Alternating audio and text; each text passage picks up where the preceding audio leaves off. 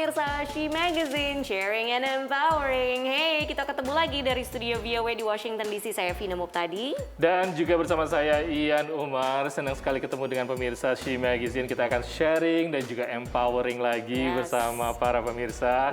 Dan tentunya kayaknya saya notice nih beberapa orang tua di Indonesia dan juga di Amerika bersamaan kayaknya pada nervous.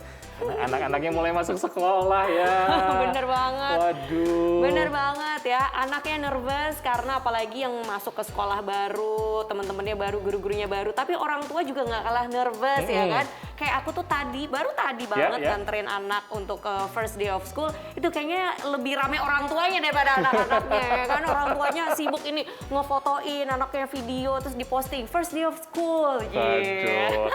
Ya sama-sama juga orang tua di Indonesia waktu itu juga bersamaan juga beberapa minggu belakangan anak-anaknya mulai masuk sekolah dan juga menyiapkan. Waduh ya, mudah-mudahan semuanya berjalan lancar untuk semester pertama tahun ini good luck. Ya, oke, tentunya di She Magazine kita banyak cerita dari berbagai perempuan di seluruh mancanegara. 9 tahun setelah direkrut NASA, astronot Nicole Mann akan menjadi perempuan suku asli Amerika pertama yang keluar angkasa. Pada 3 Oktober 2022, ia akan memimpin misi kru 5 NASA ke Stasiun Antariksa Internasional. Mann adalah anggota Wailaki dari suku India Round Valley di California Utara. Skotlandia menjadi negara pertama di dunia yang membuat undang-undang mengenai penyediaan produk-produk pembalut wanita secara gratis.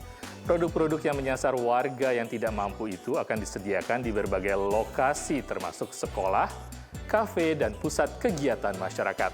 Penyanyi Britney Spears merilis single duet dengan Elton John berjudul Hold Me Closer. Ini adalah karya terbarunya dalam 6 tahun yang dikeluarkan setelah mengakhiri pengampuan selama 13 tahun. Fans menyambut lagu baru itu dengan tagar Welcome Back Britney yang trending di Twitter. Pemirsa She Magazine, kita akan berkenalan dengan seorang konduktor orkestra musik. Ini keren sekali karena dia adalah seorang perempuan yang sudah sangat-sangat passionate atau sangat senang sekali dengan musik-musik klasik ini dan mendengarkan musik. Dan ia ingin berbagi kepada generasi berikutnya, terutama yang muda-muda ya katanya. Betul sekali, nggak cuma yang muda-muda aja yang ingin dirangkul, tapi juga mereka yang beragam, yang diverse ya kan. Dan nama konduktor ini adalah Jerry Lynn Johnson. Dia mendirikan yang namanya Black Pearl Chamber Orchestra. Dan lewat tayangan berikut dia ingin sharing kenapa musik itu penting dan kenapa kreativitas itu juga penting dalam masyarakat yang demokratis.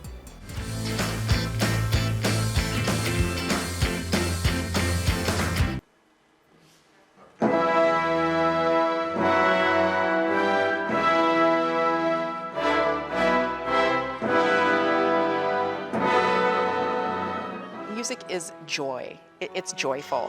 And I feel like whatever orchestra I'm standing in front of, whether it's my orchestra or another orchestra, I want all of us to be able to rekindle that joy that we all first felt, as young students starting out in the business.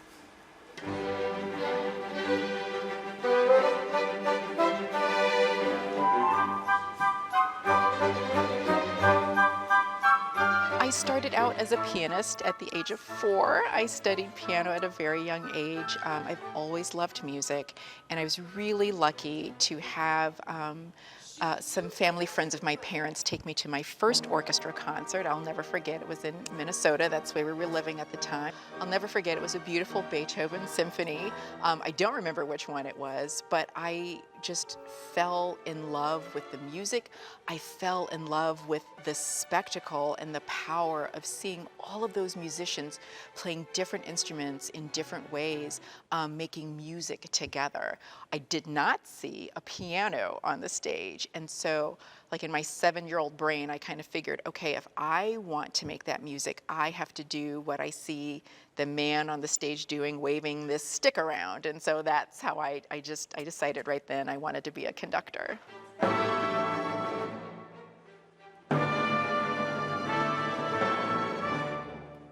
I think that leadership is serving others. And so my job as the conductor is literally to allow the music to come through me and to share that with the musicians and to create a space that allows them for the music to also come through them.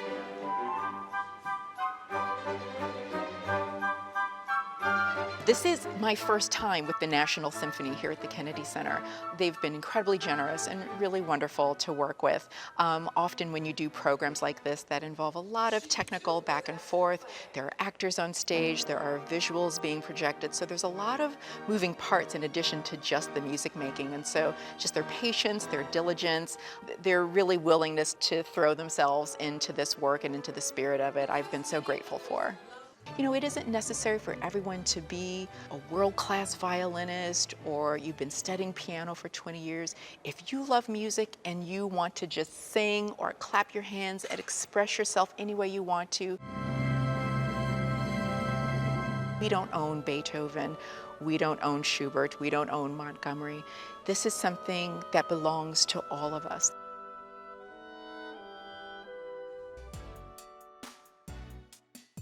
Black Pearl Chamber Orchestra ini berkomitmen untuk terus menjaga keragaman ya, termasuk dari jajaran para pemain, juga para staff, bahkan sampai musik-musik yang ditampilkan. Kelompok ini berasal dari kota Philadelphia, salah satu kota favorit saya karena memang mereka kotanya ini sangat banyak sekali art dan culture-nya dan mereka juga masih sering manggung di beberapa tempat lainnya.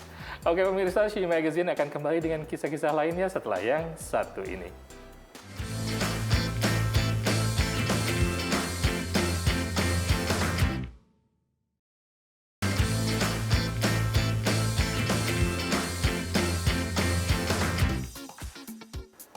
Pemirsa, Anda masih bersama She Magazine. Kita akan berkenalan dengan sekelompok remaja generasi kedua diaspora Indonesia di Amerika. Senang sekali saya mengangkat kisah ini. Mereka ini menamakan dirinya The Flutter Project. Mereka sangat peduli sekali ternyata dengan yang namanya kesenjangan pendidikan di Indonesia. Apa ya yang pengen disorot sama mereka ini? Nah, mereka ingin menutup kesenjangan itu dengan mengajarkan keahlian mereka, apalagi kalau bukan bahasa Inggris, ya kan? Nah, ini metode pembelajarannya sangat menarik karena antar teman sebaya. Jadi mereka ada di Amerika Serikat, ngajarin ke teman-teman sebaya yang ada di Indonesia. Teman-teman ini juga mereka dari kalangan yang membutuhkan ya. Nah, langsung aja kita lihat seperti apa The Flutter Project.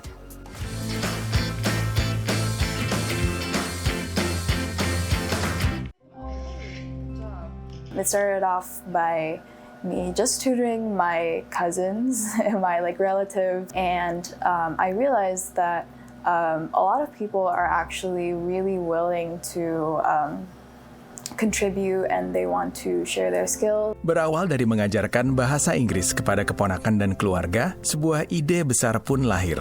Make a small contribution to the educational disparity gap in Indonesia. Inilah Nadia Al-Arif, remaja 18 tahun yang baru lulus SMA ini merintis The Flutter Project bersama sahabatnya Zaila Ihsan. Misinya mengangkat dan memberdayakan anak-anak Indonesia yang memiliki potensi untuk berkembang. Melalui The Flutter Project, mereka menjembatani para diaspora muda yang ingin berbagi, mengajar bahasa Inggris kepada remaja di Indonesia yang tak memiliki akses ke sumber-sumber pengajaran. Alright, Kyla and Chashka, do you wanna start? Dan inilah suasana belajar mengajar yang dilakukan secara daring dari rumah orang tua Nadia di Rockville, Maryland. Bekerja sama dengan Yayasan Badan Amil Zakat Nasional atau Basnas, mereka mengajar murid sekolah Cendikia Basnas di Bogor, sebuah pesantren untuk siswa berbakat. Azma Zubir adalah salah satu dari 60 pengajar di The Flutter Project.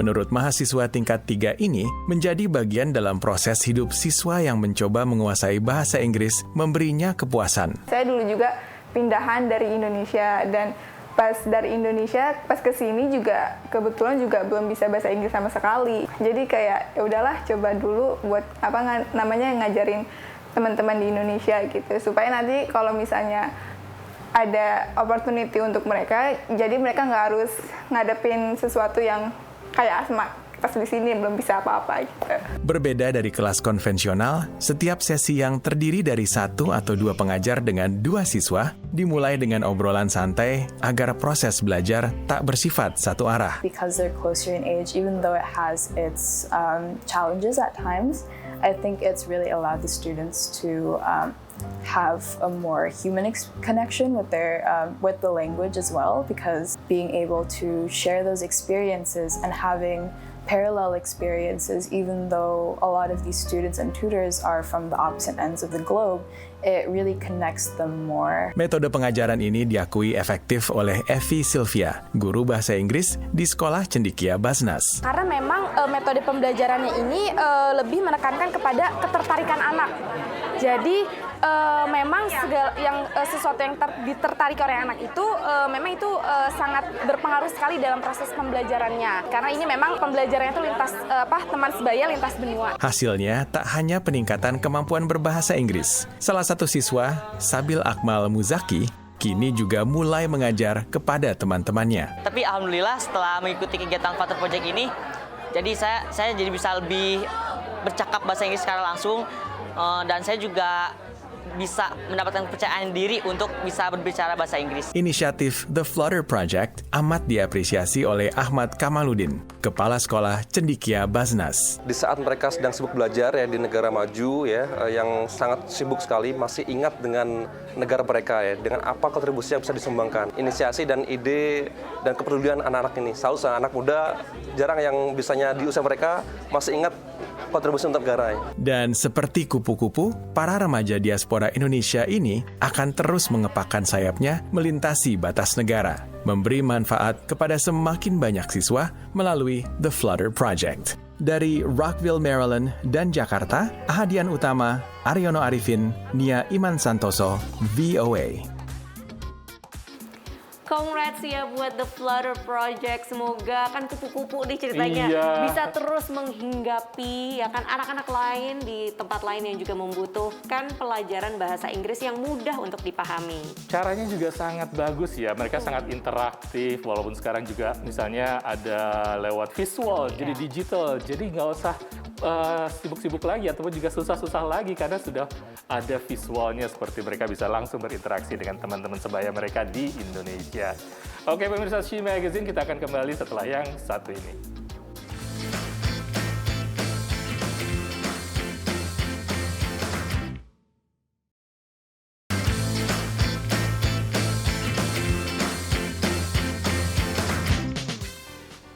Halo pemirsa, welcome back di She Magazine, Sharing and Empowering. Ian, kalau misalnya kita dengar istilah migrasi gitu ya, pindah gitu dari satu tempat ke tempat lain, itu kebanyakan mungkin kita terpikir pemicunya konflik gitu ya, atau bencana alam. Tapi akhir-akhir ini ada satu pemicu lain yang menyebabkan keluarga untuk, aduh udah cukup deh waktunya pindah, yaitu perubahan iklim. Iya, migrasi ini biasanya pemirsa kita kenal terjadi antara negara ya, misalnya dari satu negara ke negara. Tapi kalau misalnya negaranya besar kayak Amerika, bisa terjadi antar negara bagian juga atau antar kota. Jadi perubahan iklim benar-benar memicu terjadinya sebuah fenomena baru, yaitu migrasi para keluarga dari sebuah tempat lokasi yang mungkin cukup menantang bagi mereka, tapi pindah ke lokasi yang lebih nyaman bagi mereka.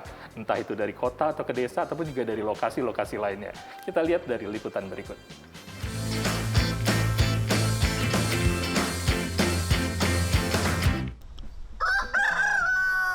Sebuah peternakan di kota kecil Proctor, negara bagian Vermont, menjadi rumah baru bagi keluarga Holden. I'm Ellie, this is my husband James and our 5 kids. And we are originally from Paradise, California. And we are basically climate refugees. We came to Vermont after we lost our home, lost our entire town and surrounding towns to the Camp Fire. And we were looking for a place that we would never have to go through something like that again. And Vermont is where we landed. It's really hot. Rekaman Ellie ini menunjukkan kebakaran pada tahun 2018 yang memaksa keluarga Holden meninggalkan rumah mereka. Keluarga ini menjadi salah satu migran perubahan iklim yang mencari tempat tinggal lebih aman dengan maraknya kebakaran hutan di California dan negara bagian lain di pantai barat Amerika. A lot of it really was just, researching what areas have what type of problems and what am I willing to deal with. Mereka mengaku jadi lebih memahami derita migran yang mengungsi dari negara yang juga terdampak perubahan iklim. People didn't hate us after the fire. That's a big one. We didn't have to cross any We didn't have to cross any borders. We didn't have to, illegally move into a country because there's better work opportunities. Nobody was shooting at us when we were fleeing the fire. So we recognize that we're pretty privileged to be able to do this, even as hard as it is. One thing that it gave us was a lot more empathy to people and their situations. Analis kembali mengingatkan perubahan iklim tak hanya mengancam nyawa, tapi juga ketahanan pangan. Our food systems are dependent on our ecosystems. They're dependent on many aspects of our social systems that haven't got due attention. So if we want to really solve food security, we need to be solving water problems and water security problems. We need to be solving poverty problems. We need to be solving problems with our ecosystems, the ecosystems that sustain and support agriculture. Menurut kantor berita Associated Press, 2021 menjadi tahun terparah untuk kebakaran hutan di California dalam 1 dekade, dengan sedikitnya 20 kebakaran yang menelan korban jiwa. Kawasan New England termasuk diantaranya negara bagian seperti Vermont, Massachusetts, New Hampshire, dan juga Maine tempat saya berada sekarang, termasuk salah satu tujuan utama bagi para migran perubahan iklim, menurut para pemantau migrasi. Seorang peneliti dari Tulane University menyebutkan bahwa sekitar 50 juta orang bakal pindah ke negara bagian seperti di New England maupun di kawasan Midwest atau Amerika bagian Barat Tengah karena cuaca ekstrim di wilayah asal mereka. Dari Pine Point, Maine, Nova Purwadi dan tim VOA. Itu tadi dampak dari perubahan iklim. Memangnya kalau terjadi sesuatu perubahan di dunia ini, kayak tadi adalah perubahan iklim, ataupun juga pandemi juga berdampak kepada lifestyle kita atau lockdown. Dan memang kayaknya lockdown ataupun juga pengetatan seperti ini berdampak kepada social life kita, ataupun juga gimana ya, kita susah ketemu orang, mungkin juga harus lebih mengkonsumsi yang namanya waktu ke kita sendiri, dan ini berdampak kepada kehidupan lifestyle kita, terutama katanya konsumsi alkohol. Iya, ternyata ya menurut data ya, konsumsi alkohol ini meningkat selama pandemi gara-gara orang lockdown terus di rumah. Nah, ini tentu sesuatu yang disayangkan karena banyak resiko kesehatan kata WHO kan. Nah, untuk mencoba mengatasi fenomena ini ada sebuah bar di Colorado gitu ya. Bar kan biasanya jual alkohol ya. Iya, pasti kan, ada. Namanya juga bar gitu di Amerika. Tapi kalau di Colorado ini barnya menjual minuman yang tidak ada alkoholnya sama sekali. Kita lihat yang berikut ini.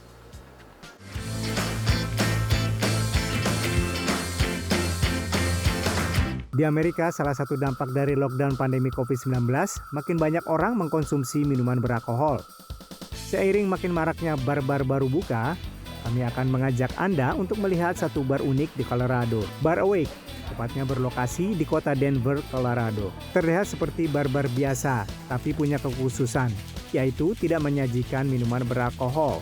We promote a sober curious lifestyle, or anyone who is, willing to not drink alcohol. Mesteki mengungkapkan banyak dari pelanggan saat pandemi, mereka keluar rumah untuk menghilangkan kebosanan dengan pergi ke bar dan mengkonsumsi alkohol lebih banyak. We want to make sure that everyone feels totally safe and awesome coming into this space. We do have a lot of events that focus around more of like that social aspect that you would have like at a bar, just without the alcohol. We do have singles nights every Wednesday that people can come out and meet new people who are also sober curious. Salah seorang pelanggan, Taylor Brenner, mengatakan pertunjukan musik setiap Kamis dan Jumat malam membuatnya merasa senang walaupun tidak harus minum alkohol. I've been sober for a year and 2 months. It's definitely something you give up when you stop drinking, like the social aspects of it. So it's nice to have a place to go to where you can socialize and not feel the pressure to drink. Menghilangkan alkohol dari acara kumpul-kumpul, juga karyawan bar merasa lebih nyaman. I love the environment. I love not having to worry about getting inappropriate comments. Ini juga merupakan perubahan pola hidup bagi bartender. Honestly, and I'm going to sound very dramatic when I say this, but working here has really saved my life. Being in the environment where I can still be myself and still be creative and enjoy a good drink and make other people happy with these drinks but not have the negative side effect of also drinking. Kalau umumnya kumpul-kumpul identik dengan minum-minuman beralkohol, bar ini menghapus kebiasaan tersebut. I've been sober for 4 years on June 25th, which I'm really excited about, and it's just nice to have a place that's chill to go to, that I can socialize with my friends and not have the pressure of people drinking around me. I just find it really relaxing. Saat ini, semakin banyak bar menawarkan minuman tidak beralkohol sebagai alternatif untuk menarik pelanggan yang tidak mengkonsumsi alkohol. Pemilik Awake berencana untuk membuka bar di lokasi-lokasi baru. Nah pemirsa, itu tadi yang namanya bar yang di Amerika nggak jual alkohol. Padahal kalau yang namanya bar biasanya jual alkohol. Makanya itu sesuatu yang beda. Meskipun kalau buat di Indonesia, wah ini mah biasa aja ya. Sudah tempat biasa yang ya. nggak jual. Terutama kalau restoran atau bar, mereka juga menjual minuman yang tidak beralkohol. Iya. Kayaknya perlu dikenalkan tuh bar tadi dengan produk jamu. Jamu, betul-betul. Jamu apa, kencur? Jamu kan banyak sekali. Dan menjadi sebuah peluang bisnis bagi mereka. Oke pemirsa, senang sekali kita sudah sharing dan empowering kali ini. Tapi saatnya buat kita untuk pamit ya. Iya. Dan jangan kemana-mana karena minggu depan kita juga akan ketemu lagi dengan pemirsa hanya di She Magazine. Saya Ian Umar. Dan saya Vina Muptadi, bersama kru hari ini ada Yogi dan Rere dan tim VOA di Washington DC. Pamit dulu, kita ketemu lagi minggu depan. Sampai jumpa.